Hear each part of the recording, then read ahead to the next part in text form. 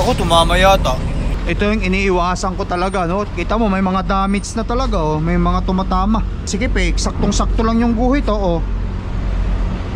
Dilgaro. Kapag yan tumama, muntik-muntikan na nga rin ako, eh, no? Muntik-muntikan na talaga.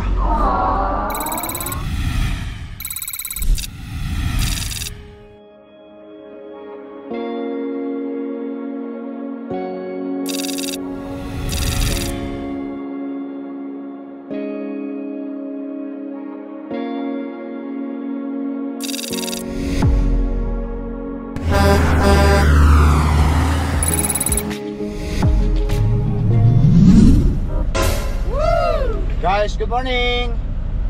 Well, andito tayo ngayon sa Vancouver, British Columbia na.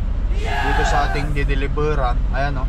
Nakapila ako dito sa dideliveran ko. Busy. At ang dami pa sa likuran ko. Nakikita nyo yung ating side mirror. Pila-pila, ang haba ng pila.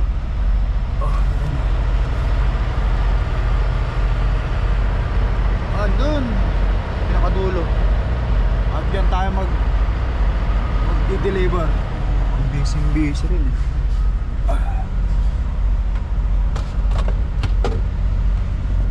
Last delivery na natin to. Sa mga nakasunod sa video vlog ng Lakay Tracker, ng apong nyo Lakay Tracker.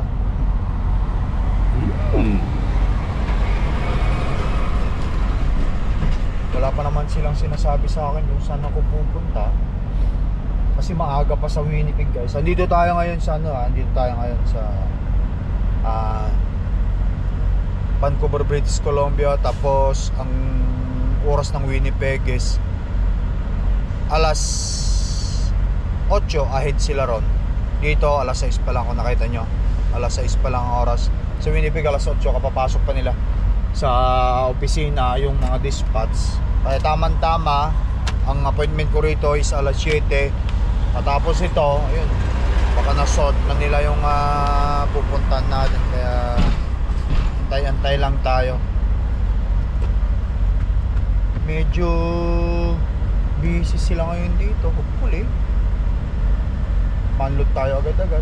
Tapos padala ko ito sa dispatch ko. Mabigyan tayo ng reload. Ganito lang dito, guys. Ganito lang yung trabaho ng reefer driver dito sa Canada. Ito, pagkatapos ng mabayaran natin ng truck, baka makalipat din tayo. Masubukan na rin natin ng mag-flat deck. Alam ko yung mga subscriber nila dyan, subscriber natin, gusto nilang may try natin din ang ibang opportunity. Alay natin.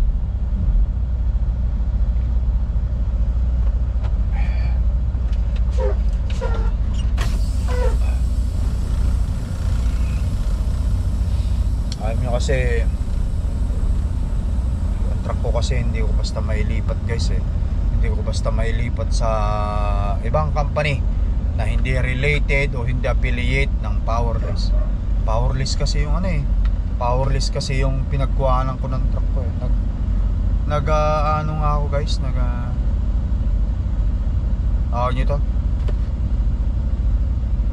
nagsiselos nga ako sa iba na nakakuha ng truck na hindi sa Powerless.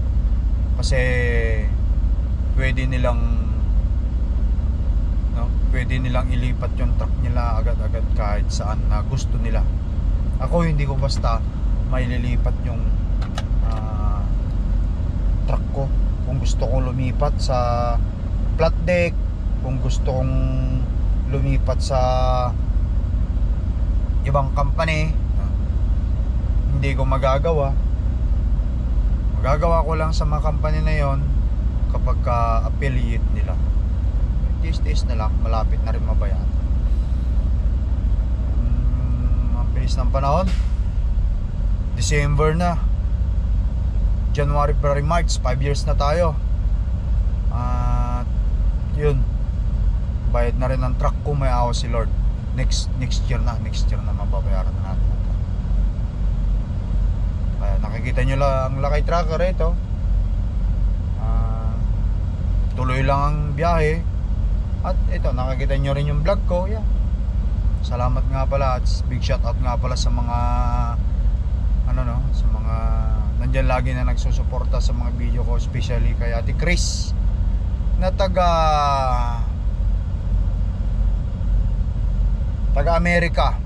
Lagi ako nalilito kung nasaan siya. Hawaii ba? Florida? Hawaii. Taga Hawaii. Yes! Hindi ako nagkakamali. Ate Chris, kapag panood mo to, ayan, i-correct mo na lang ako sa baba kung nasa Hawaii kayo or nasa Florida. I'll keep that in mind. Ayun guys, but anyway, ayan, tuloy lang ang biyahe natin, tuloy ang pagbablog natin. Tsaka ito yung pinaka main source of living natin guys, itong pagta-trucking, pagdadrive ng truck driver. Kaya tiis-tiis lang, makakaraos din tayo. Sabi nga nila, kapag nasa baba ka ngayon, stay humble. Parang sa ganun pag nasa taas ka, dala-dala mo na rin yung pagiging humble mo. Okay guys, ayun na tayo naman ngayon. Yes!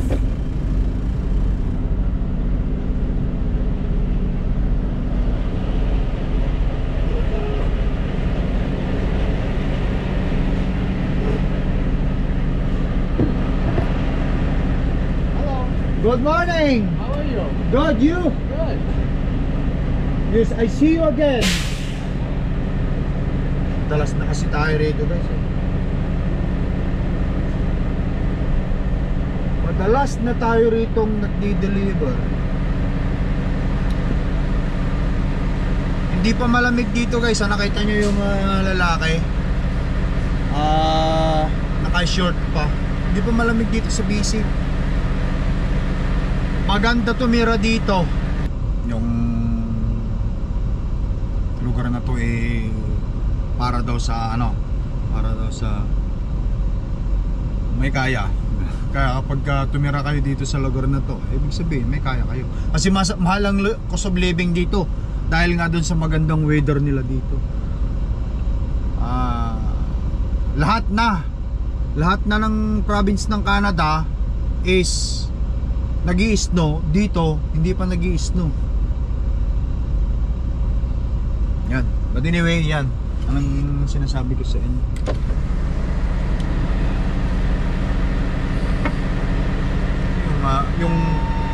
Yung bahay sa Manitoba na worth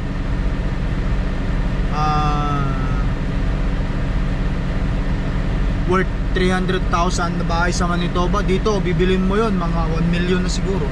Kasi nasa lugar ka kung saan mahal ang cost of living, housing. Ay.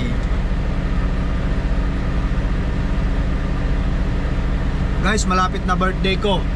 December 17. Wow! Taste lang, makakaraos din tayo. Yeah!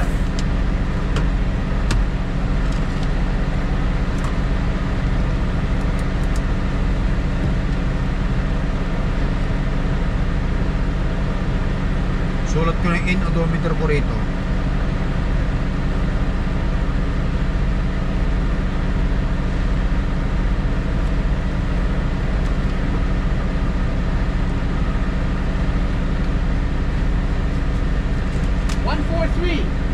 Go now? Go now. 143, open and back. Yes, sir. Okay, thank you. Mamaya na. Punta muna tayo dun.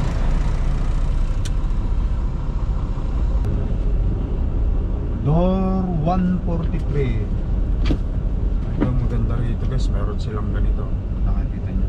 Go to dock 143. Tapos pag tumunog ito, mag-vibrate ito, alis ka na.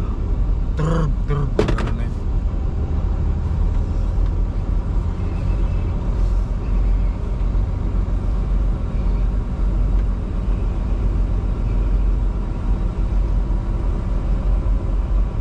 Ayun, samantalahin natin kasi hindi pa masyadong marami yung marami yung truck dito na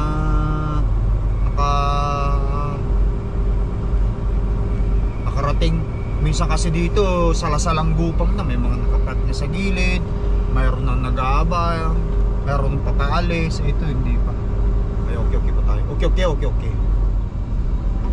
143 right there. Right there. Okay, perfect. Tayo guys, atras lang tayo.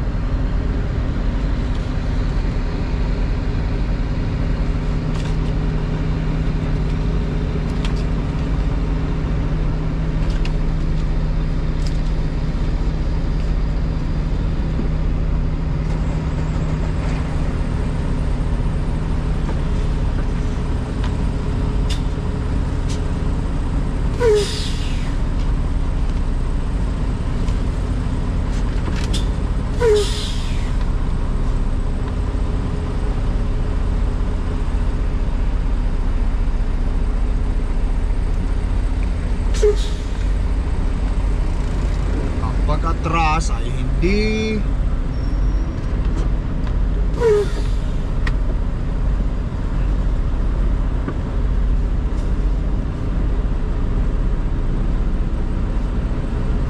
minamadali.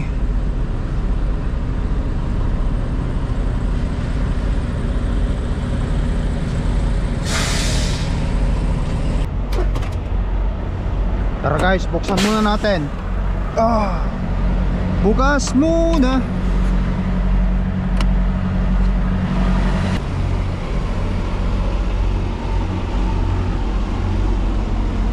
One, 4, 3. Ayan tayo.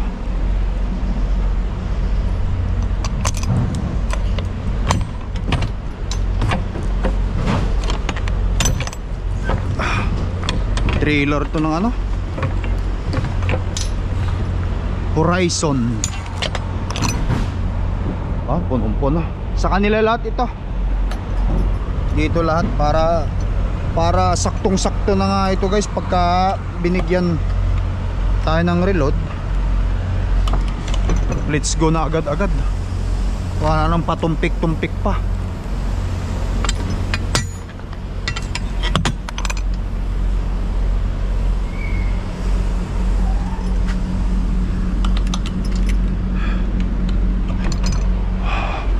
Dahan-dahan lang kasi para baka tumama doon sa kulay pula tapos tayo. Pag yung ano na yun ang tumama sa yung pintuan natin, tatama sa kulay pula.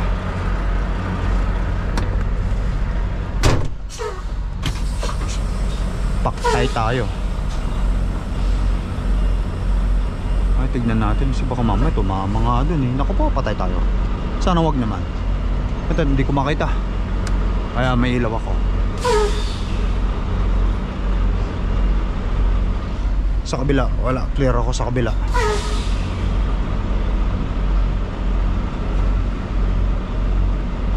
Sakto, gabuhok ba? Gabuhok ba ba yun?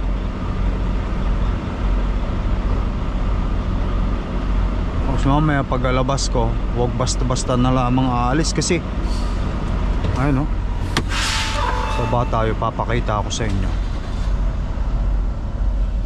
Ayan.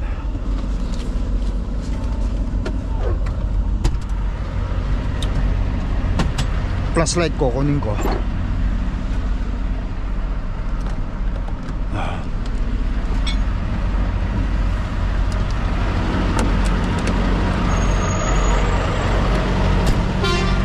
Oh, pulang-pula na agad. Ito yung sinasabi ko guys. Ito yung iniiwasan ko talaga, no? Kita mo may mga damage na talaga, oh. May mga tumatama. Pag tumama yung siding yan, pintuan natin dito, tanggal yan. Kaya pag alis natin mamaya, dahan-dahan. Kasi napakasikip eh, saktong-sakto lang yung guhit oh. Delgaro. Kapag yan tumama, muntik-muntikan na nga rin ako eh, no? Muntik-muntikan na talaga. Tanggal sana yung pintuan. Oh, yan guys. Anyway, antayin na lang natin.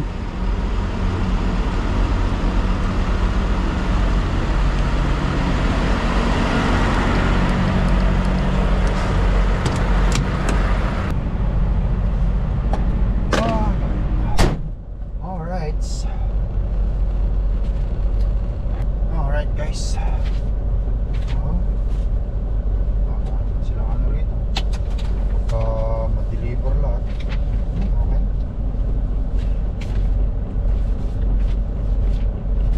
So ilalagay ko na dito agad yung guys. Naisulat ko kanina, kuntayin natin mula torque hanggang dito sa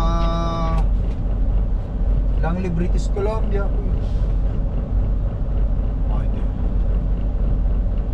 Ilang miles yung nagawa natin.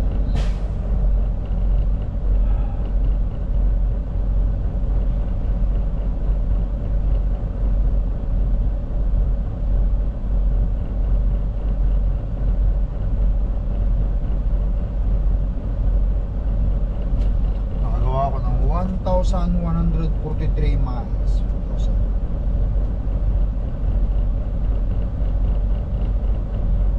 1,443 47 miles. So from 1 to 15, kasi November na ngayon guys, 14. Kapag makakuha ko ng load ko ngayon, hindi na matatapos ng 15 yan. Alamang papasok na sa ibang cut-off yun. So sabihin na natin ito na yung pinakahuling cut-off. So ilang miles lang ang nagawa ko? 955 553 minus yung ito yung ito guys, ito yung pinakahuling order na ginawa ko. So ito yung EO inometer ko 95,000 955,553. ito yon. Ayan yung pista ko. Port na pala yan Kasi sabihin natin 4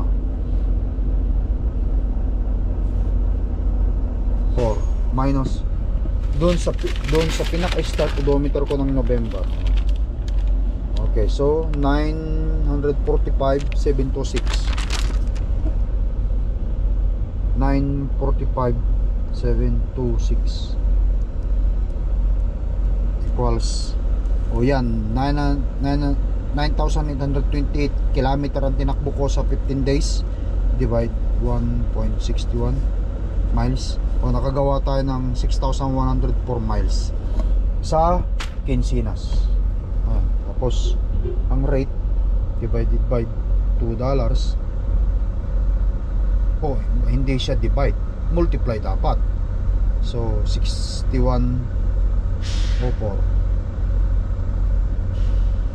times $2 ang rate kasama ang fuel subsidy, no? So ang rate ng torque ngayon is $45 plus 55 na fuel subsidy. So $2 kamo na lang equals 12,208 yung gross, no? Tapos yung 12,000 na yan, bibigyan ko lang ng computation yung mga tropa, no, na kung paano talaga yung mga owner operator. So ayan, so ito guys 12,208 minus yung crudo ko, sabihin mo na lang na 4,500 kasi yan ang crudo ko, equals yan minus plaka at saka insurance ko 550.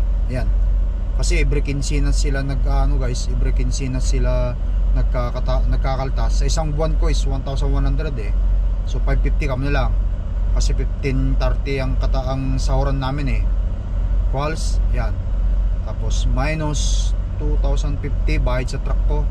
Ayan. Yan ngayon ang i-deposito nila sa akin. Ito. Tapos siyempre pag natanggap ko, ako na mismo magpapasahod sa sarili ko. Magtatabi ako ng para sa maintenance ng truck ko. At siyempre pasasahurin ko rin si Mrs. And then magbabayad ako sa accounting, kasi mayroon din kaming accounting na gumagawa ng mga papeles, no, ng business namin. Tapos babawasan dito yung tax, babawasan dito yung tax din.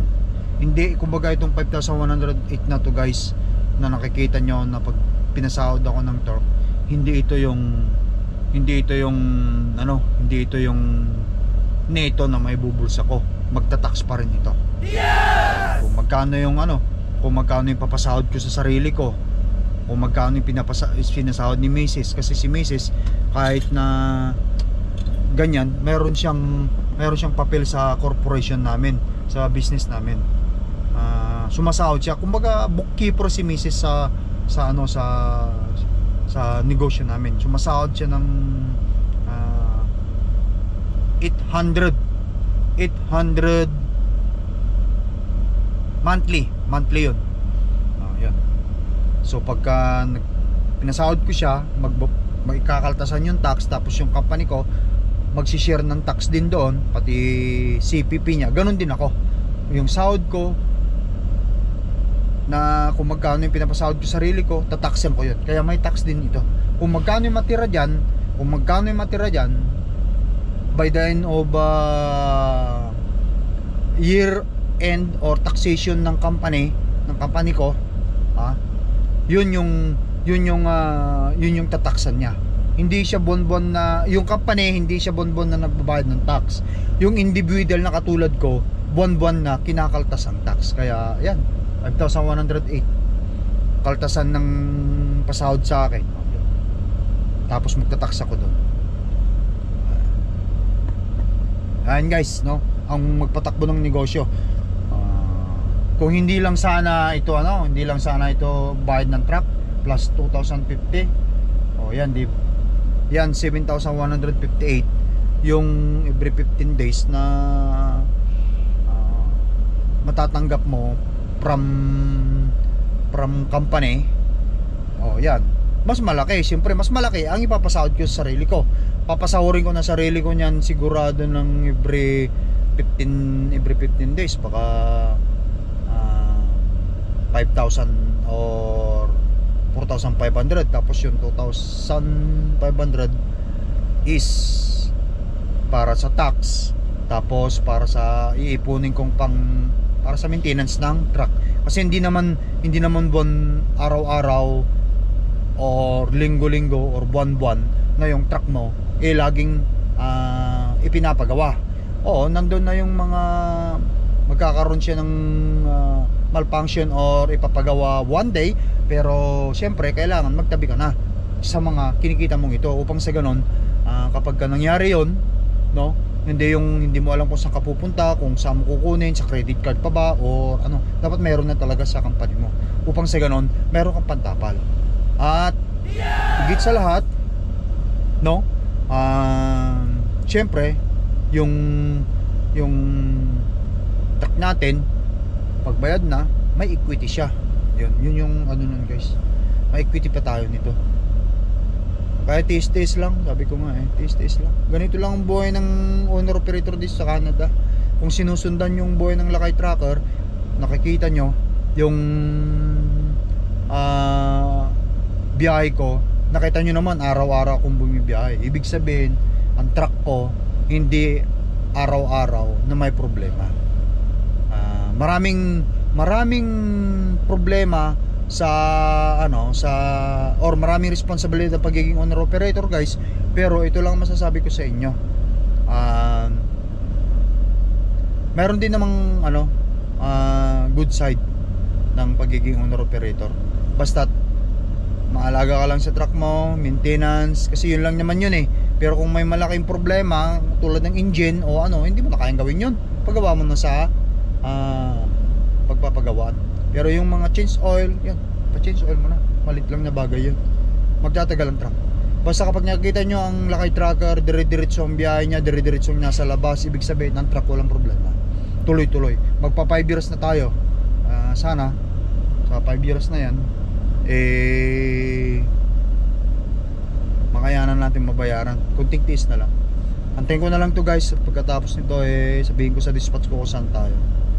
Ayun guys. Ayan, ang sinasabi ko sa inyo, no? Andyan na sila. Oh. Ang dami na nila, oh. Nagkaalat na lang dyan. Yung mga atras na doon, may nakatinggan na rin doon. Antayin ko ito. Tsaka pula na rin naman na tayo. Alright guys,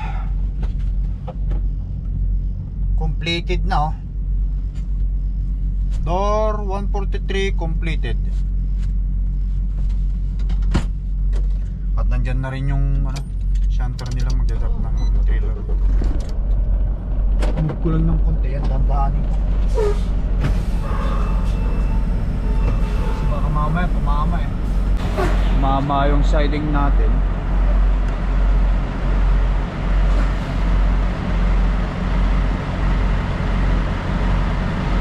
I'm just gonna make sure there's nothing in there.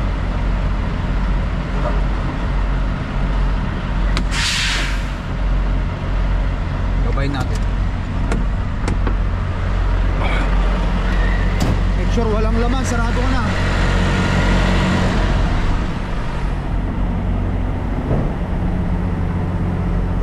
Pero hindi ko muna isasarado ito. Yung sinarado ko yung lang, yung reefer natin. Malinis. Ito delikado yan Doon pagdaan natin kasi titignan yung loob ng trailer natin kung sarado o bukas. Kailangan nakabukas to. Tara, let's go.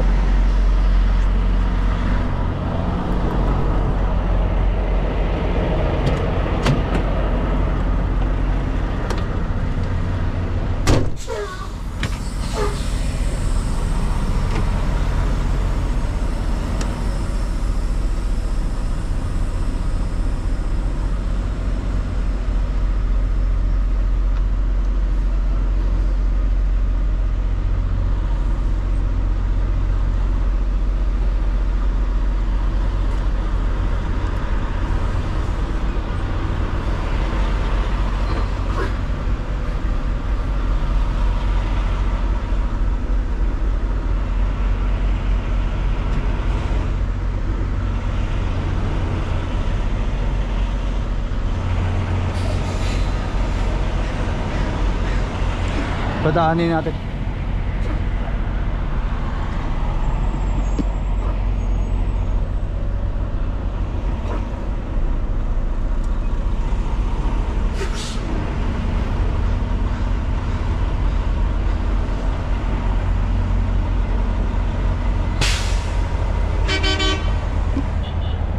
Sakto sa gate.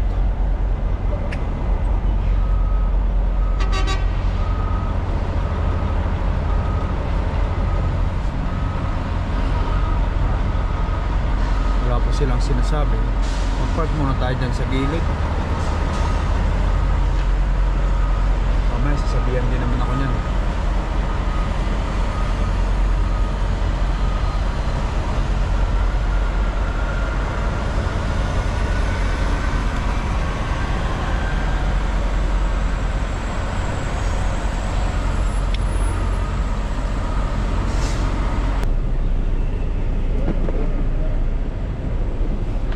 Sorry, it's too far.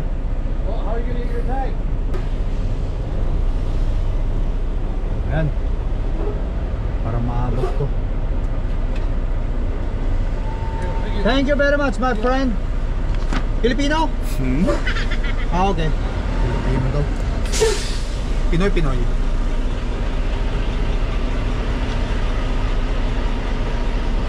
Tapos dito tayo banda rito.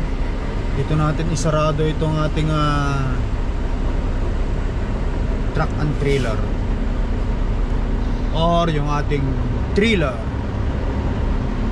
At maghanap ako, ayan o, maghanap tayo guys ng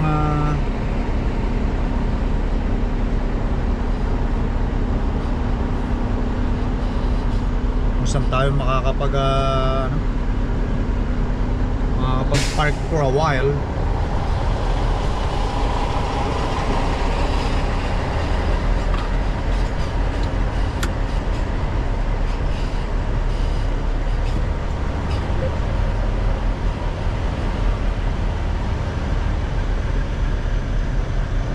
Guys, ba tayo? Sarado muna natin yun.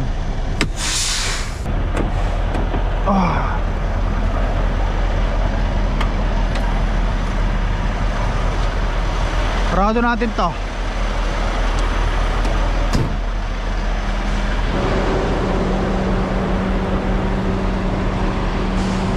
Tapos ang delivery guys.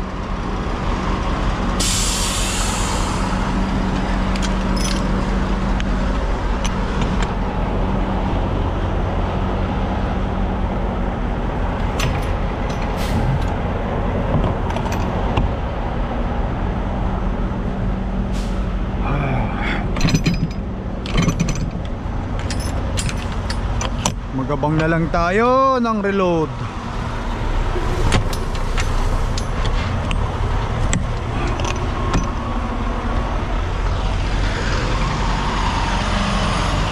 Dami pang paparating oh. Busy.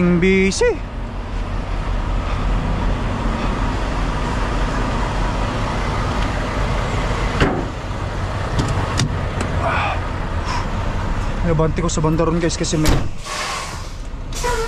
may dadaan. Yung likod ko baka nagmamadali. Okay guys, ayan, until next time na lang ulit sa sunod na video vlog natin. Yun nga, gusto ko nga sana lumipat sa ibang company, pero paano ko makakalipat kung hindi naman ako papayagan ng power lease? Makakalipat lang ako kung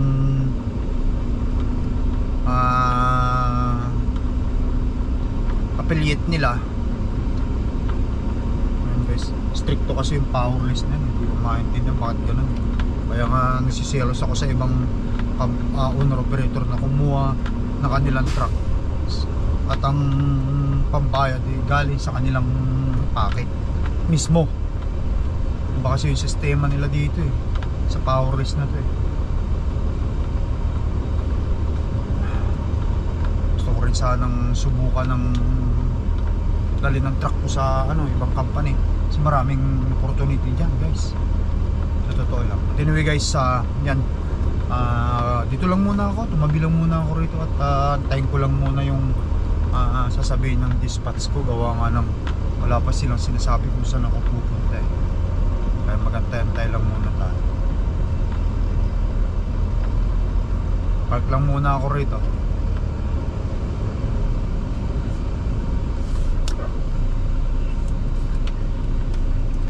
Alright guys, padala ko sa kanila yung papel.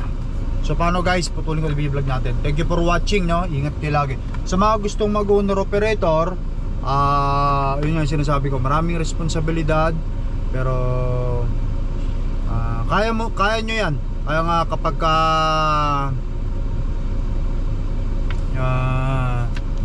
masaya na kayo sa pagiging company ngayon, dyan na lang kayo. Ayun. Pero kung gusto mag-owner operator, subukan nyo. Yun lang may papayo ng Lakay Trucker. Guys, thank you for watching. Mag-ingat ka lagi. I love you all. Peace out. Yeah!